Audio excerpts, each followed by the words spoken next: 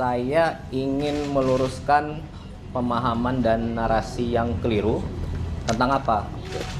Jadi kemarin ada sedikit pihak yang menyampaikan bahwa program makan bergizi gratis itu mengurangi program dan anggaran pendidikan, sehingga sekolah terbengkalai, kemudian guru-guru tidak diperhatikan. Oke ya. Jadi saya mau jawab itu narasi yang keliru. Ya. Jadi singkat cerita begini. Yang pertama, makan bergizi ini bertujuan untuk meningkatkan kualitas sumber daya manusia, dalam hal ini siswa dari PAUD, TK, SD, SMP, SMA dan setingkatnya untuk memperoleh pendidikan di sekolah. Oke. Kemudian anggaran pendidikan ini sudah disepakati bersama oleh DPR, pemerintah, termasuk Badan Anggaran DPR tahun lalu pada September kalau tidak salah, untuk digunakan di 2026, termasuk isi dan peruntukan dari anggaran pendidikan ini. Itu ya. Oke. Kemudian pertanyaannya adalah, apakah program makan bergizi ini mengurangi program pendidikan? Oke. Saya jawab tidak. Faktanya tidak ada program strategis pendidikan dari periode sebelumnya yang tidak berjalan sekarang. Tidak ada program dari periode sebelumnya yang dihentikan. Semuanya berjalan. Semuanya berjalan, bahkan ditambah. Ya. Ada Kartu Indonesia Pintar berjalan. Ada program Indonesia Pintar berjalan. Bahkan Presiden Prabowo menambahkan ada sekolah rakyat. Untuk apa? Anak-anak yang tidak bisa sekolah, putus sekolah, atau mungkin bahkan dia tidak pernah sekolah, disekolahkan di sekolah rakyat. Ya, diberi penginapan, diberi pendidikan, diberi makan gizi dan dijamin kesehatannya. Per sekarang, tahun lalu dalam 1 tahun saja sudah hampir sampai 16.000 sampai 20.000 siswa. Oke, ada 166 sekolah. Tahun ini akan dibangun lagi 100 sekolah. Itu satu. Kemudian yang kedua, ada yang bilang sekolah terbengkalai. Iya, itu adalah masalah dari dulu. Sekolah rusak, sekolah ada yang kurang baik. Nah, dan Anda harus ingat, sekolah itu adalah kewenangan dari pemerintah daerah. Aturannya seperti itu. Jadi SMA itu kewenangan gubernur, SD dan SMP itu kewenangan bupati dan wali kota.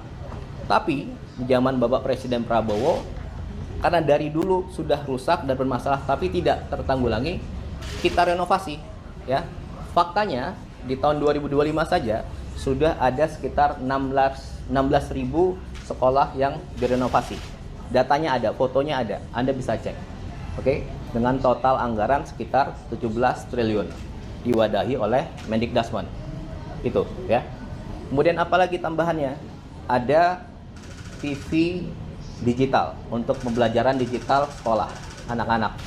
Jumlahnya tahun 2025 sudah 280.000 TV di 280.000 sekolah. Oke, dan bahkan tahun ini akan ditingkatkan lagi.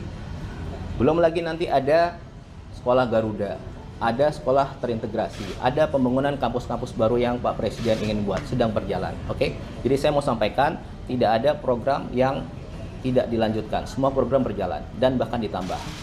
Itu yang kedua. Kemudian yang ketiga, ada lagi yang bilang guru-guru tidak diperhatikan. Faktanya ada 3 nih. Satu, mengenai guru honorer. Ya, saya mau sampaikan bahwa secara kewenangan guru honorer itu ada di bawah pemerintah daerah. Oke? Tapi pemerintah pusat memberi insentif. Insentif itu bukan gaji, insentif itu tambahan.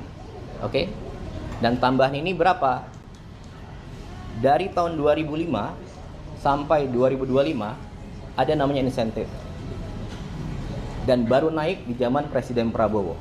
Oke, menjadi 400.000. Jadi Anda bayangkan selama 20 tahun insentif itu belum pernah naik. Baru naik di tahun lalu menjadi 400.000. Itu satu. Kemudian yang kedua, ada tunjangan guru non ASN ya. Jumlahnya berapa? Dari 1,5 juta tahun lalu naik menjadi 2 juta. Oke. Kemudian yang ketiga, apalagi kebijakannya? Yang paling dirasakan oleh guru-guru adalah, jadi dulu pemberian tunjangan honor itu melalui transfer ke daerah, pemerintah daerah yang beri. Dan itu 3 bulan sekali baru dapat. Nah, tahun lalu Presiden memberi instruksi agar setiap bulan itu langsung diberikan langsung ke gurunya dan sudah berjalan. Oke? Tentunya semua tadi diwadahi oleh Kementerian Dikdasmen. Oke? Nah, itu.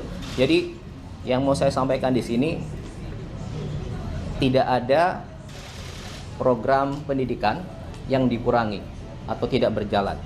Seluruhnya berjalan, dilanjutkan, bahkan ditambah. Dan lebih detail, lebih fokus kepada siswanya, sekolahnya, dan juga gurunya. Ya. Jadi saya rasa itu menjawab semua pertanyaan. Itu aja kira-kira yang bisa saya sampaikan. Oke, terima kasih. Sekali lagi. Kalau dari PDIP kan menyebutkan dari lampiran Perpres itu 223 triliun itu BGN dari dana pendidikan. Itu seperti apa, Mas? Apa? Ya itu tadi saya bilang. Itu udah ada di lampiran Perpresnya gitu, Mas, kata PDIP. Iya. Jadi namanya anggaran pendidikan itu 20% dari APBN. Oke. Nah, di tahun ini 769,1 T itu 20%. Oke.